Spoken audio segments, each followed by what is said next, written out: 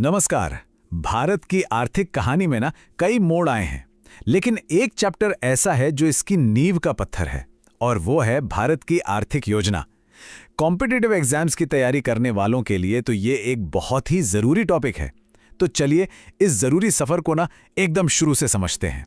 तो सवाल ये उठता है कि कोई भी देश, खासकर आजादी के ठीक बाद, अपनी इकोनॉमी को बिल्कुल जीरो से कैसे खड़ा करता है। सोचिए, यही चुनौती भारत के सामने थी, और इसका जवाब था प्लानिंग। तो ये इकोनॉमिक प्लानिंग आखिर है क्या? देखिए, आसान शब्दों में कहें तो ये सरकार का बनाया हुआ एक रोड मैप है। मतलब ये तय करना कि देश के पास जो लिमिटेड रिसोर्सेज हैं, जैसे पैसा, लोग, सामान, उनका इस्तेमाल आने वाले कुछ सालों में तय किए गए लक्ष्यों को पाने के लिए कैसे किया जाएगा। और हाँ, ये आइडिया भारत ने सोवियत रशिया से लिया था। अच्छा, एक दिलचस्प बात यह है कि भारत में एक प्लान्ड इकोनॉमी का आइडिया पता है 1947 में आज़ादी मिलने से बहुत पहले ही आ चुका था। इस आइडिया का सफर देखिए जरा। सबसे पहले 1934 में एम विश्वेश्वरैया ने अपनी किताब प्लान्ड इकोनॉमी फॉर इंडिया में इसकी बात की। फिर 1938 में जवाहरलाल नेहरू की लीडरशिप में नेशनल प्लानिंग कमेटी बनी। इसके बाद 1944 में देश के बड़े इंडस्ट्रियलिस्ट ने बॉम्बे प्लान सामने रखा, और फिर आखिरकार 1950 में प्लानिंग कमीशन की स्थापना के साथ इस सोच को एक ऑफिशियल शक्ल मिल गई। अब जरा इस स्लाइड पे ध्यान दीजिए। ये फैक्ट्स एग्जाम्स में सीधे सीधे पूछे जाते हैं। प्लानिंग कमीशन की स्थापना हुई 15 मार्च 1950 को।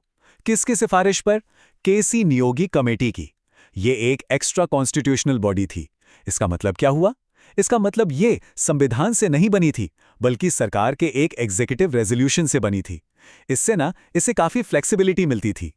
इसके चेयरमैन हमेशा प्रधानमंत्री होते थे, एक्स ऑफिशियो। और हाँ, पहले डेप्यूटी चेयरमैन थे गुलजारी लाल नंदा, और आखिरी थे मोंटेक सिंह अहलूवालिया। ये नाम याद रखिएगा। और बस यहीं से शुरू होता है भारत के प्लान्ड डेवलपमेंट का सबसे बड़ा दौर, द 5-year प्लान्स एरा। सोचिए, कुल 12 पंचवर्षीय योजनाएं, जिन्होंने लगभग 60 सालों तक देश को एक दिशा दी। तो जो पहली योजना थी 1951 से 56 तक, उसका पूरा फोकस था एग्रीकल्चर और इरिगेशन पर। देखिए, वजह साफ थी। आज़ादी के फौरन बाद देश में अनाज की जबरदस्त कमी थी, तो फूड सेल्फ सफिशिएंसी हमारी पहली प्रायोरिटी थी। ये प्लान हैरड डोमर मॉडल पर बेस था, और इसी प्लान के दौरान भाखड़ा नांगल और हीराकुंड जैसे बड़े बड़े डैम्स की नींव रखी गई। अब दूसरी योजना में स्ट्रैटेजी बिल्कुल पलट गई। सारा जोर आ गया हेवी और बेसिक इंडस्ट्रीज पर। मकसद था देश में तेजी से इंडस्ट्रियलाइजेशन करना, और ये प्लान पीसी महालनोबिस मॉडल पर आधारित था। जो वाकई दिलचस्प बात है वो ये कि भारत का इंडस्ट्रियल बेस बनाने के लिए राउरकेला, भिलाई और दुर्गापुर में फॉरेन कोलैबोरेशन से बड़े बड़े स्टील प्लांट लगाए गए। लेकिन ये सफर, जैसा कि होता है, हमेशा स्मूथ नहीं रहा। अब कहानी में एक चैलेंजिंग मोड़ आता है, एक ऐसा दौर जहां बाहरी संकटों ने भारत के प्लानिंग मॉडल का, आप कह सकते हैं, एक कड़ा इम्तिहान लिया। जो तीसरी योजना थी ना, जिसका लक्ष्य था भारत को सेल्फ रिलायंट बनाना, वो बुरी तरह से फेल हो गई। और इसके पीछे 3 बड़ी वजहें थीं।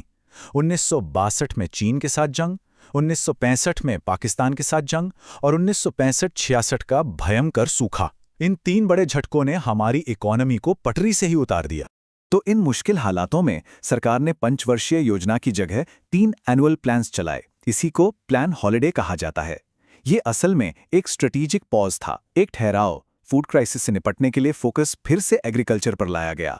और इसी दौरान भारतीय कृषि का इतिहास बदलने वाली हरित क्रांति यानी ग्रीन रेवोल्यूशन की शुरुआत हुई, जिसका श्रेय भारत में डॉक्टर MS स्वामीनाथन को जाता है। इसके बाद की योजनाओं में गरीबी एक बहुत बड़ा मुद्दा बनकर सामने आई, बल्कि जो 5वीं पंचवर्षीय योजना थी, उसका तो मेन टारगेट और नारा ही था गरीबी हटाओ। और ये सिर्फ एक पॉलिटिकल स्लोगन नहीं था, ये उस दौर की इकोनॉमिक प्रायोरिटी को दिखाता है। देखिए, 1970s के आखिर में जो पॉलिटिकल इंस्टेबिलिटी हुई, उसका असर प्लान्स पर भी पड़ा। कांग्रेस सरकार ने जो 5वीं योजना शुरू की थी, उसे 1978 में जनता पार्टी सरकार ने 1 साल पहले ही खत्म कर दिया, और अपना एक नया कॉन्सेप्ट लाए, रोलिंग प्लान। लेकिन ये भी ज्यादा दिन नहीं चला। 1980 में जैसे ही कांग्रेस वापस सत्ता में आई, इसे भी खत्म कर दिया गया। अब हम कहानी के उस हिस्से में आते हैं जिसने भारतीय अर्थव्यवस्था की दिशा हमेशा के लिए बदल दी। ये दौर था आर्थिक उदारीकरण का और योजना आयोग के अंत की शुरुआत का। 1980s में छठी और सातवीं योजनाएं काफी सक्सेसफुल रहीं, लेकिन 1992 में फिर से पॉलिटिकल इंस्टेबिलिटी और एक बड़ा इकोनॉमिक क्राइसिस आया। और इसी क्राइसिस के बीच 1991 में भारत ने एलपीजी रिफॉर्म्स अपनाए, लिबरलाइजेशन, प्राइवेटाइजेशन और ग्लोबलाइजेशन। इन सुधारों के बाद प्लानिंग का पूरा तरीका ही बदलने लगा और फाइनली 2014 में योजना आयोग को खत्म कर दिया गया और 2015 में नीति आयोग की स्थापना हुई। तो सवाल उठता है कि भाई योजना आयोग जैसी 65 साल पुरानी इंस्टीट्यूशन को बदलने की जरूरत आखिर पड़ी क्यों? इसका जवाब इन दोनों के काम करने के तरीके के बेसिक फर्क में छिपा है।